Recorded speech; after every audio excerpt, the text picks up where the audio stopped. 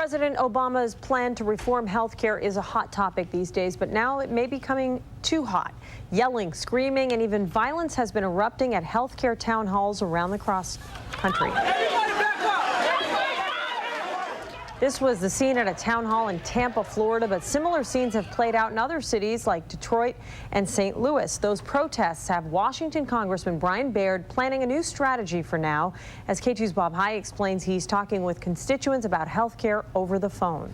Southwest Washington Democratic Congressman Brian Baird says he'll rely on town halls by telephone to defuse what he sees as coordinated, unfair attacks. There's a national movement to try to intimidate people, to suppress real discussion. Congressman Brian Baird faced hostile anti-war crowds at Clark Community College in 2007 for wanting to keep troops in Iraq. On CNN, he said the new wave of health care town hall protests is different. It's not let's show up and discuss point A or B about the health care proposal. It's shout them down, disrupt them, and then post your video of the disruption on YouTube. Fine, then arrest me and my son right now.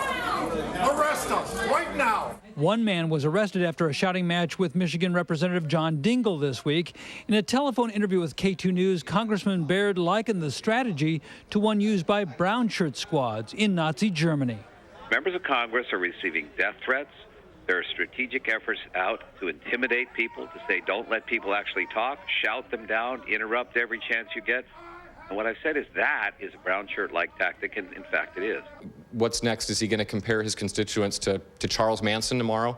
While Clark County Republican leader Ryan Hart disagrees with Baird, he also doesn't like the shouting matches. Any acts of violence or unruly behavior is we as a local party certainly condemn that. The RNC condemns that. The Columbian newspaper's morning story drew 50 comments online and hundreds of emails.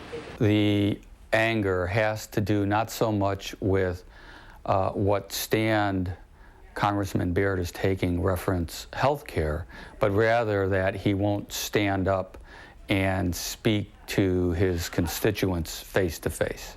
A supporter in Baird's afternoon telephone town hall echoed that feeling. I am afraid by doing this, the others are winning. Congressman Baird sees the confrontations as too dangerous for his constituents, so he'll stick instead for now with his telephone town halls. At the Columbian in Vancouver, Bob High, KATU News. Oregon Democratic